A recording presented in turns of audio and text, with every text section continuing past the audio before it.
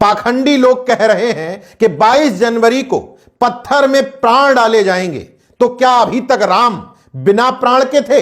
यह कहना मेरा नहीं बल्कि राष्ट्रीय जनता दल यानी कि लालू यादव और तेजस्वी यादव की पार्टी के विधायक फतेह बहादुर का कहना है।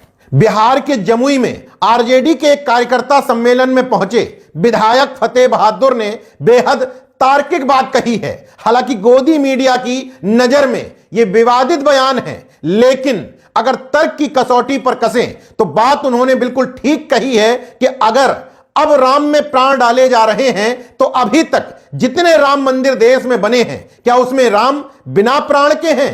विधायक फतेह बहादुर ने कार्यकर्ताओं को संबोधित करते हुए कहा, देश को कल्पना की ओर क्यों ले जा रहे हैं? आस्था दिल में होती है, उसका मतलब यह थोड़े ही है कि पत्थर की मूर्ति बनवा दें।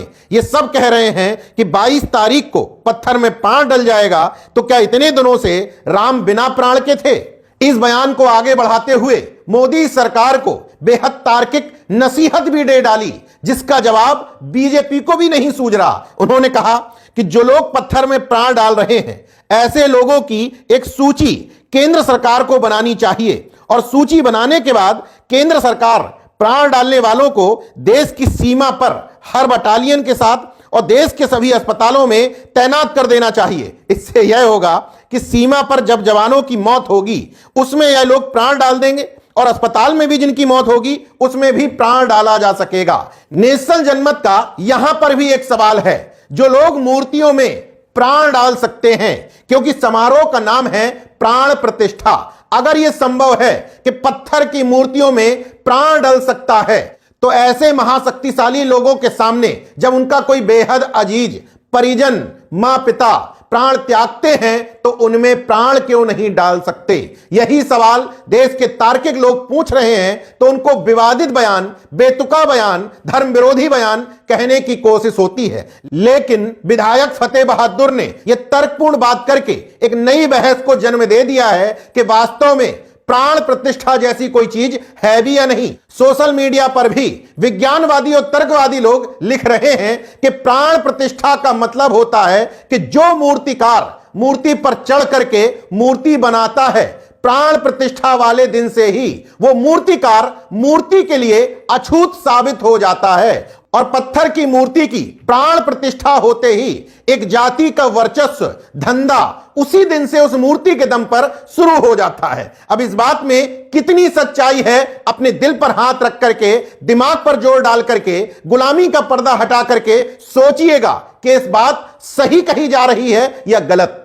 हालांकि बात आरजेडी विधायक फतेह बहादुर की हो रही थी, तो उन्होंने इसी बयान में एक बात और जोड़ी कि बौद्ध नगरी जिसको साकेत कहा जाता था, वहां बौद्ध भिक्षुओं का सिर काटकर अयोध्या का निर्माण हुआ, क्योंकि श्री राम एक काल्पनिक पात्र हैं जिसको सुप्रीम कोर्ट ने भी कभी माना था। सुप्रीम कोर्ट ने राम मंदिर बनाने का जो निर्णय दिया है वो तथ्यों के आधार पर नहीं बल्कि आस्था के आधार पर, ऐसा सुप्रीम कोर्ट का निर्णय भी कहता है। हालांकि विधायक फतेह बहादुर ने पहली बार इस तरीके का बयान नहीं दिया है, बल्कि इससे पहले 7 जनवरी को पटना स्थित आरजेडी मुख्यालय पर उन्होंने सावित्रीबाई फूले जयंती से संबंधित एक होर्डिंग लगवाई थी। उसमें उन्होंने ऊपर 4 लाइनें लिखी थी, मंदिर का मतलब मानसिक गुलामी का मार्ग और स्कूल का मतलब होता है जीवन में प्रकाश का मार्ग। जब मंदिर की घंटी बजती है तो हमें संदेश देती है कि हम अंधविश्वास, पाखंड, मूर्खता और अज्ञानता की ओर बढ़ रहे हैं, और जब स्कूल की घंटी बजती है तो यह संदेश मिलता है कि हम तर्कपूर्ण ज्ञान और वैज्ञानिकता व प्रकाश की ओर बढ़ रहे हैं। अब यह तय करना है कि आपको किस ओर जाना चाहिए। इस बयान के सामने आने के बाद बिहार के शिक्षा मंत्री आरजेडी के नेता प्रोफेसर चंद्रशेखर यादव ने भी खुले मन से इस बयान का समर्थन किया था। बहरहाल शंकराचार्यों धर्माचार्यों के विरोध से पहले ही प्राण प्रतिष्ठा समारोह में रायता फैला हुआ था। अब इस तरह के तर्कपूर्ण बयान आने से निश्चित तौर पर लोग सोचने को विवश जरूर होंगे।